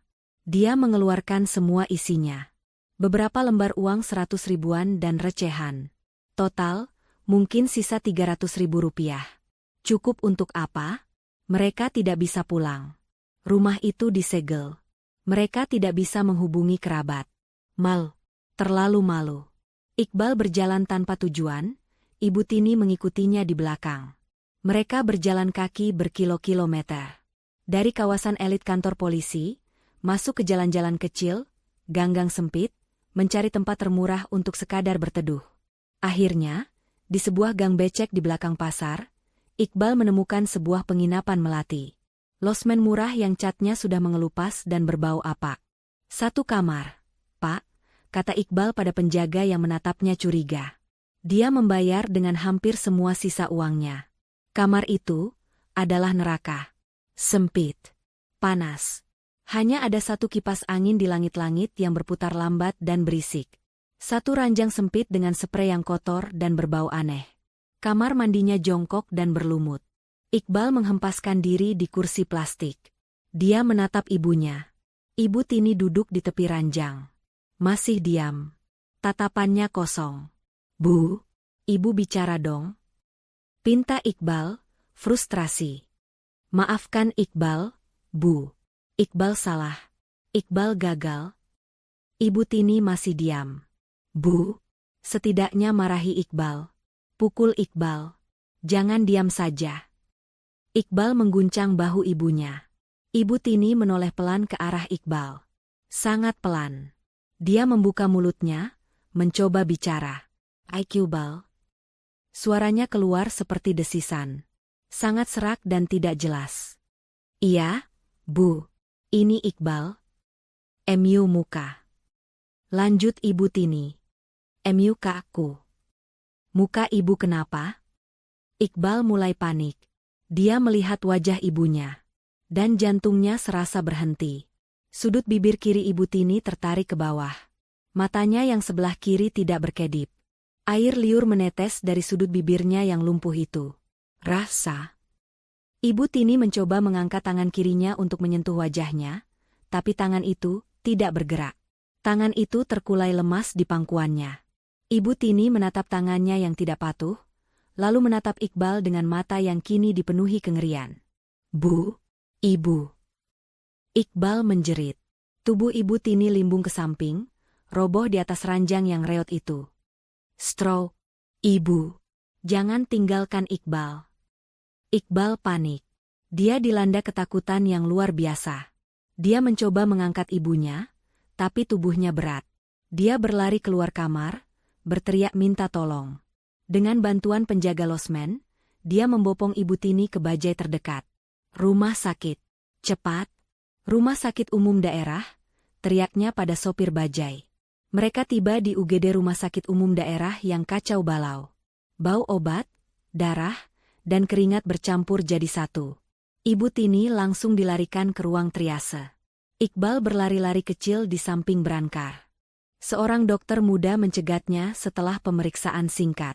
"Keluarga Ibu Tini?" "Saya anaknya, Dok. Ibu saya kenapa?" "Serangan stroke berat, Pak. Pendarahan di otak. Tekanan darahnya sangat tinggi. Ini harus segera ditangani dan masuk ruang ICU secepatnya untuk observasi ketat." "Lakukan, Dok. Lakukan apa saja. Selamatkan ibu saya." "Baik. Tapi Bapak selesaikan dulu administrasinya di loket depan, ya?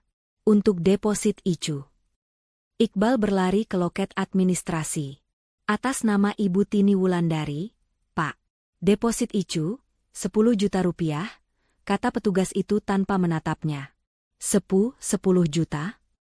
Iqbal menelan ludah. Bisa pakai kartu kredit dulu, Mbak."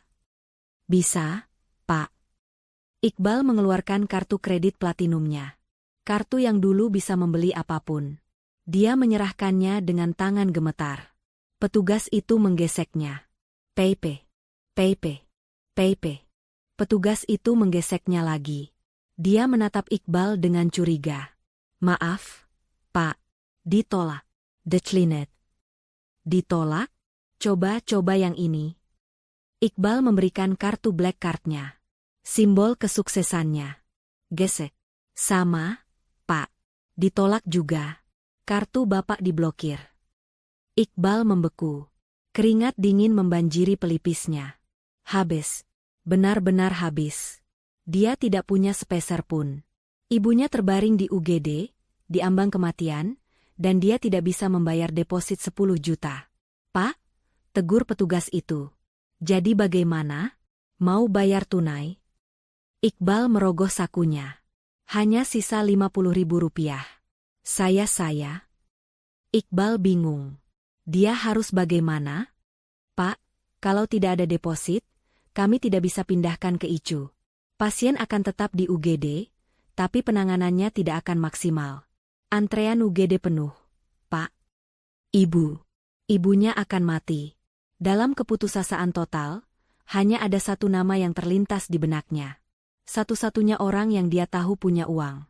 Satu-satunya orang yang paling dia sakiti. Sani. Iqbal mengeluarkan ponselnya yang layarnya sudah retak. Dia tidak punya nomor baru Sani. Tapi dia masih hafal nomor lama Sani, nomor yang dia tahu sudah tidak aktif. Tapi dia juga ingat nomor Pak Hendra. Dengan tangan gemetar hebat, dia mencari nomor itu. Lorong UGD itu pengap. Bau karbol, bau obat, dan bau putus asa bercampur menjadi satu. Iqbal duduk di lantai koridor yang kotor, di luar batas area UGD. Dia tidak diizinkan masuk lebih jauh. Dia hanya bisa mendengar erangan pasien lain, suara perawat yang sibuk, dan roda brankar yang berdecit. Setiap suara itu terasa seperti palu yang menghantam kepalanya. Ibunya terbaring di dalam sana, di brankar nomor 7, di lorong, karena dia tidak punya 10 juta rupiah. "Pak, mau jadi bayar tidak? Kalau tidak, kami harus berikan prioritas ICU untuk pasien lain." Suara petugas administrasi dari loketnya terdengar menusuk. Iqbal menatap ponsel di tangannya. Nama, Pak Hendra, bersinar di layarnya. Ini adalah sisa-sisa harga dirinya yang terakhir. Menelepon pria yang telah menghancurkannya, untuk meminta belas kasihan. Menelepon pengacara wanita yang telah dia injak-injak harga dirinya. Dia lebih hina dari pengemis. Tapi bayangan wajah ibunya yang lumpuh sebelah, matanya yang penuh kengerian. Iqbal tidak punya pilihan. Ibunya akan mati jika dia membiarkan egonya menang. Dengan tangan gemetar hebat, jarinya yang kotor menekan tombol panggil. 1 dering. 2 dering. Terdengar suara klik. Ya, halo? Suara Pak Hendra terdengar dingin, profesional, dan sangat jauh. Jantung Iqbal serasa diremas. Dia membuka mulut, tapi tidak ada suara yang keluar. Halo? Siapa ini? Suara Pak Hendra mulai terdengar tidak sabar. Pak. Iqbal akhirnya berhasil bersuara. Suaranya serak, pecah, nyaris tak dikenali. Pak Hendra ini saya, Iqbal. Hening. Hening yang panjang dan mematikan di seberang sana. Iqbal bisa mendengar napas Pak Hendra yang tertahan. Ada apa? Tanya Pak Hendra. Nadanya datar, seolah bicara pada penjahat. Dan memang, itulah Iqbal sekarang. Pak, saya mohon. Pak. Iqbal tidak bisa menahannya lagi. Dia menangis.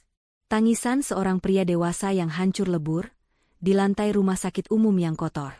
Orang-orang yang lewat meliriknya dengan jijik. Tolong saya, Pak. Saya bersujud di kaki Bapak. Tolong. Langsung ke intinya, Iqbal. Anda melanggar syarat tahanan kota? Bukan. Bukan itu, Pak, pekik Iqbal, putus asa. Ibu saya, Ibu Tini, dia kena stroke, Pak. Di UGD RSUD. Stroke berat. Kritis. Iqbal menelan ludah, air matanya bercampur dengan keringat. Mereka minta deposit untuk Icu, Pak. 10 juta? Saya tidak punya uang sepeser pun. Kartu saya diblokir. Vika pergi. Saya tidak punya siapa-siapa lagi. Lagi-lagi hening. Lalu, kata Pak Hendra setelah jeda yang panjang, kenapa Anda menelepon saya? Anda pikir Sani peduli setelah apa yang Anda dan ibu Anda lakukan padanya? Saya tidak tahu, raung Iqbal, memukul lantai dengan tangannya. Saya tidak tahu harus ke siapa lagi. Saya akan lakukan apa saja, Pak. Saya akan cium kaki Sani. Saya akan jadi budaknya seumur hidup. Saya akan serahkan sisa hidup saya. Tapi tolong, jangan biarkan ibu saya mati di lorong ini, Pak. Saya mohon. Dia ibu saya. Klik. Telepon ditutup. Halo? Pak? Pak Hendra? Halo? Sambungan terputus. Habis. Semuanya habis. Pak Hendra menutup teleponnya. Tentu saja. Kenapa Sani harus peduli? Ini karma. Ini adalah balasan yang setimpal. Ibunya akan mati di sini, sama seperti ibunya telah membunuh hati Sani. Iqbal merosot, bersandar di dinding. Dia tertawa, tawa yang terdengar seperti tangisan orang gila.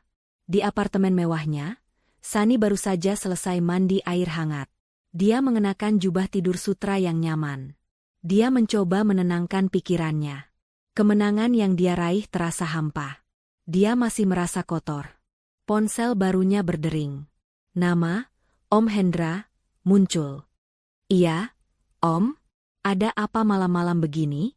Apa ada perkembangan kasus? Sani, suara Pak Hendra terdengar berat. Om baru dapat telepon. Dari Iqbal. Tangan Sani yang memegang cangkir teh chamomile membeku. Dia ada di RSUD.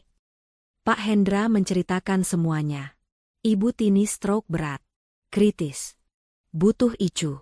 Tidak ada uang. Tidak ada Vika. Iqbal menangis seperti anak kecil, memohon di telepon. Sani diam. Dia memejamkan matanya. Gambaran Ibu Tini yang angkuh, menarik kursinya, melintas di benaknya. Bagus, bisik suara gelap di dalam hatinya. Biar dia rasakan. Biar dia tahu rasanya tidak punya apa-apa. Biar dia mati dalam kehinaan. Sani, kamu masih di sana? Tanya Pak Hendra. Om sudah tutup teleponnya. Kita tidak punya kewajiban apa-apa. Ini balasan yang setimpal untuk mereka. Iya. Bisik Sani. Setimpal. Tapi Sani membuka matanya. Dia menatap pantulan dirinya di jendela kaca yang gelap. Wajah yang lelah. Dia sudah menghancurkan mereka. Dia sudah menang. Tapi jika dia membiarkan seorang wanita tua mati di lorong rumah sakit, sementara dia duduk di apartemen mewah, apa bedanya dia dengan mereka? Apa bedanya dia dengan Ibu Tini yang menarik kursinya dengan kejam? Dia teringat celemek yang dilemparkan Iqbal ke kakinya. Dia tidak akan pernah lupa penghinaan itu. Tapi, dia menarik napas panjang. Amarahnya sudah habis. Yang tersisa hanya rasa lelah yang tak terperi. Om, kata Sani, suaranya kini tegas. Kirimkan alamat rumah sakitnya. Dan tolong, siapkan uang tunai 10 juta dari rekening saya. Saya akan ke sana sekarang. Sani? Pak Hendra kaget. Kamu yakin, Nak? Kamu tidak perlu melihat mereka lagi. Saya yakin, Om. Saya harus. Bukan untuk mereka. Tapi untuk saya. Saya tidak mau menjadi monster seperti mereka.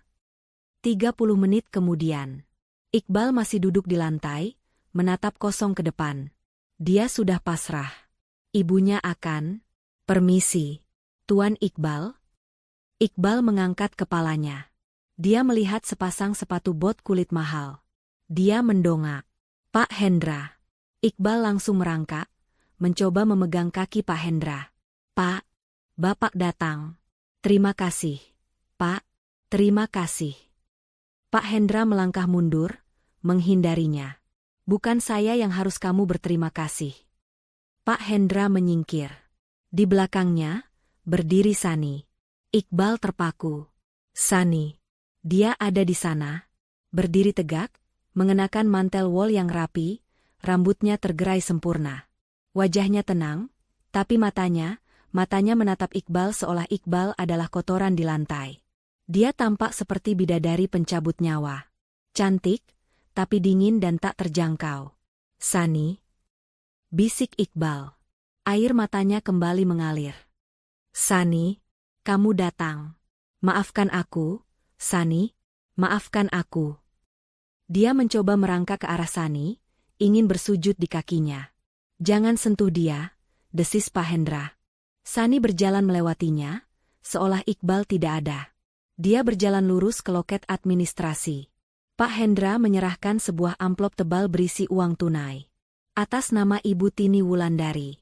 Kamar Icu. Segera, kata Pak Hendra tegas. Petugas itu, melihat tumpukan uang merah, langsung sigap. Baik, Pak. Segera kami proses. Suster. Pindahkan pasien Ibu Tini ke Icu, sekarang. Sani tidak menunggu. Dia berjalan masuk ke lorong UGD. Iqbal bangkit, tertatih-tatih mengikutinya dari belakang, tidak berani mendekat. Sani menemukan brankar nomor 7. Dan di sanalah dia. Wanita yang tadi pagi di kantor polisi masih terlihat garang, kini terbaring tak berdaya. Selimut kusam menutupi tubuhnya. Sebelah wajahnya lumpuh total, tertarik ke bawah. Mulutnya sedikit terbuka, air liur menetes. Matanya yang sebelah, sehat, terbuka, menatap langit-langit dengan tatapan penuh kengerian dan kebingungan. Dia masih sadar. Ibu Tini mendengar langkah kaki. Matanya yang sehat bergerak.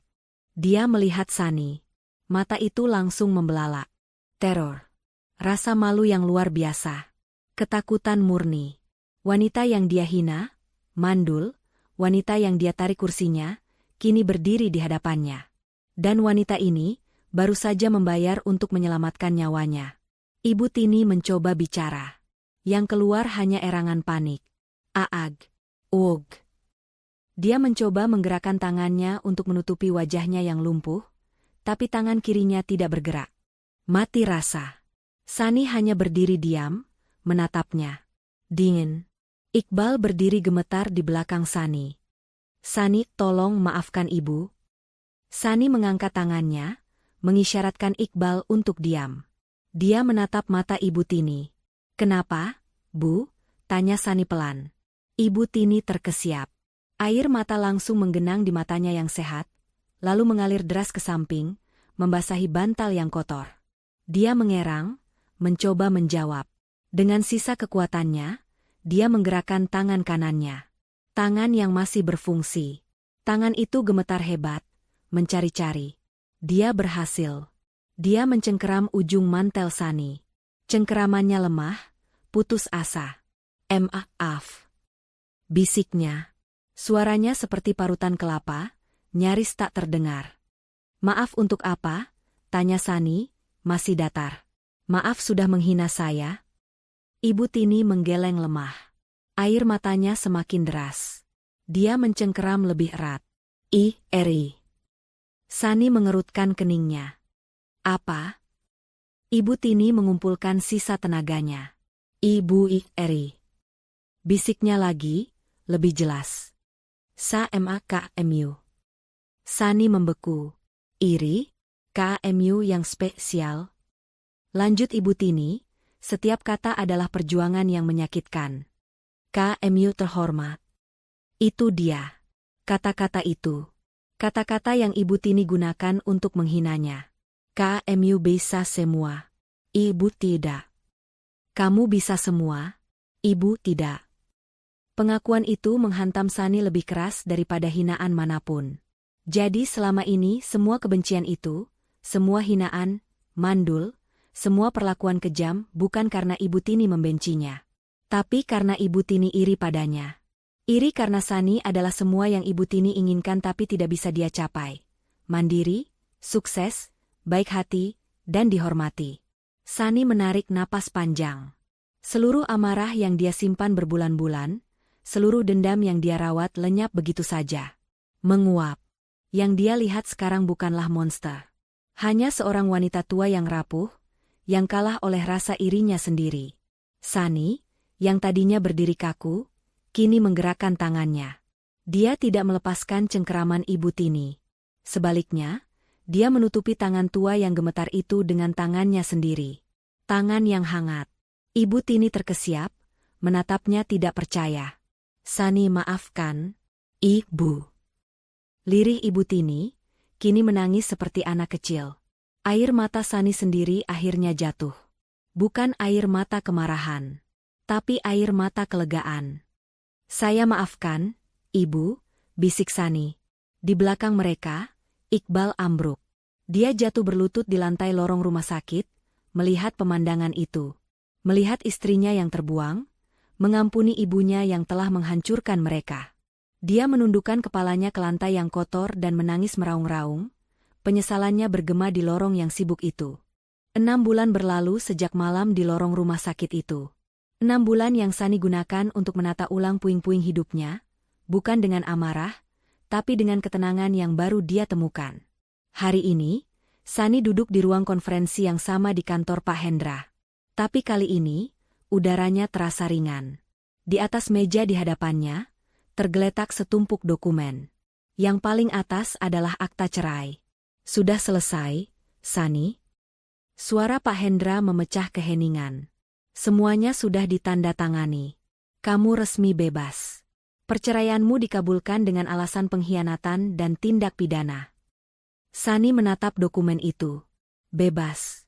Kata itu terasa aneh di lidahnya. Bagaimana dengan mereka?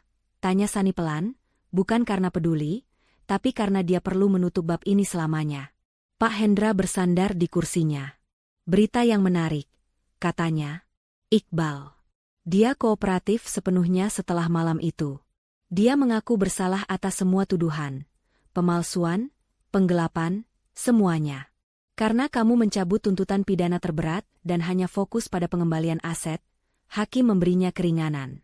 Dia divonis 3 tahun penjara, dipotong masa tahanan. Sani mengangguk. Dia tidak merasa kasihan. Dia tidak merasa apa-apa. Dan Vika? Pak Hendra tersenyum tipis, senyum yang masam. Ah, Nona Vika. Dia adalah aktris terbaik dalam cerita ini. Dia kabur. Sehari setelah dia meninggalkan Iqbal di kantor polisi, dia terbang ke negara yang tidak memiliki perjanjian ekstradisi dengan kita. Uang 50 miliar itu lenyap bersamanya. Lalu kehamilannya? Tanya Sani. Palsu, jawab Pak Hendra singkat. Tim kami menemukan bukti bahwa dia memesan prostetik perut kehamilan palsu secara online. Dia menipu Iqbal dan Ibu Tini sama seperti mereka menipumu. Dia menggunakan mereka untuk mendapatkan uangmu. Pada akhirnya, ular memakan ular. Sani tertegun sejenak. Jadi, pewaris, yang dibanggakan Ibu Tini, yang menjadi alasan Iqbal mengusirnya tidak pernah ada. Hanya ilusi keserakahan. Dan, Ibu Tini, tanya Sani, ini adalah pertanyaan terberatnya. Stroke itu, jelas Pak Hendra, menyebabkan kerusakan permanen. Sisi kirinya lumpuh total. Dia kehilangan kemampuan bicaranya secara normal. Dia stabil, tapi dia tidak akan pernah sama lagi. Pak Hendra menatap Sani dengan tatapan lembut. Fasilitas perawatan paliatif yang kamu bayar merawatnya dengan baik. Kamu tidak perlu menjenguknya lagi jika tidak mau, Sani. Kamu tidak berutang apa-apa padanya. Sani terdiam lama. Dia merapikan dokumen di depannya. Saya harus pergi menemuinya. Om, sekali lagi. Yang terakhir. 1 jam kemudian, Sani tiba di sebuah panti perawatan yang bersih dan tenang, jauh dari hiruk-pikuk kota. Tempat ini dibiayai penuh oleh Sani, memastikan Ibu Tini dirawat dengan manusiawi di sisa hidupnya. Sani masuk ke kamar 203. Bau minyak kayu putih yang lembut menyambutnya. Di sana, di dekat jendela yang menghadap taman, duduk seorang wanita di kursi roda. Bukan lagi Ibu Tini yang angkuh dengan sanggul tingginya. Tapi seorang wanita tua yang rapuh, rambutnya memutih dan tipis, mengenakan baju pasien. Selimut menutupi tubuhnya yang kini kurus. Dia menoleh perlahan saat mendengar langkah Sani. Mata kanannya yang masih berfungsi melebar. Ketakutan, malu, dan penyesalan. Seorang perawat baru saja selesai menyuapinya bubur. Sudah selesai ya, Bu, kata perawat itu lembut, tidak menyadari ketegangan di ruangan itu. Sani menghampiri. Dia berdiri di depan Ibu Tini. Ibu Tini mulai gemetar. Tangan kanannya yang masih berfungsi mencengkeram erat pegangan kursi roda. Dia mencoba bicara. Sa. Hanya itu yang keluar. Suaranya parau dan tidak jelas. Air mata mulai menggenang di matanya. Sani berjongkok di depan kursi roda itu, menyejajarkan matanya dengan mata Ibu Tini. Dia tidak lagi melihat monster yang menarik kursinya. Dia hanya melihat seorang wanita tua yang hancur, yang hidupnya dihabiskan dalam penjara rasa irinya sendiri. Ibu, kata Sani lembut, tapi tegas. Saya sudah menceraikan Iqbal. Saya sudah mengambil kembali semua milik saya. Saya di sini hanya untuk bilang. Ibu Tini menutup matanya, siap menerima makian atau kutukan. Saya harap Ibu tenang di sini, lanjut Sani. Saya akan pastikan Ibu dirawat dengan baik. Tapi saya tidak akan datang lagi. Saya sudah memaafkan Ibu. Bukan untuk Ibu, tapi untuk saya sendiri. Selamat tinggal, Bu Tini. Sani berdiri. Dia menyentuh bahu perawat itu. Tolong rawat dia dengan baik, katanya, lalu berbalik. Tunggu. Sani berhenti, tapi tidak menoleh. Terdengar suara isak tangis yang tertahan dari kursi roda itu. Isak tangis yang pilu, penuh penyesalan, dari seseorang yang tahu dia telah kehilangan segalanya karena kesombongannya sendiri. Sani berjalan keluar, dan saat pintu itu tertutup, dia tidak pernah menengok ke belakang lagi. 2 tahun berlalu. Gerbang penjara terbuka. Iqbal melangkah keluar, kurus, kuyu, dan tatapannya kosong. Dia hanya membawa 1 tas kresek berisi pakaian lamanya. Tidak ada yang menjemput. Dia kini seorang mantan narapidana, tanpa uang, tanpa keluarga. Dia mulai bekerja serabutan. Dia menjadi kuli panggul di pasar, mengangkat karung-karung beras yang berat. Pekerjaan yang jujur, tapi mematahkan punggungnya. Suatu sore, saat sedang beristirahat di trotoar yang kotor, matanya tertuju pada sebuah majalah bisnis di lapak koran di seberangnya. Di sampul majalah itu, Sani tersenyum. Judulnya, Sani Adiwijaya, membangun kembali mahkota bisnis keluarga. Dia sukses. Dia cantik. Dia bersinar. Iqbal menatap sampul majalah itu lama sekali. Lalu dia menatap tangannya yang kapalan dan kotor. Dia menundukkan kepalanya, dan untuk pertama kalinya, dia menangis bukan karena putus asa, tapi karena penyesalan yang murni. Dia tidak akan pernah bisa kembali. Dia telah menukar berlian dengan debu.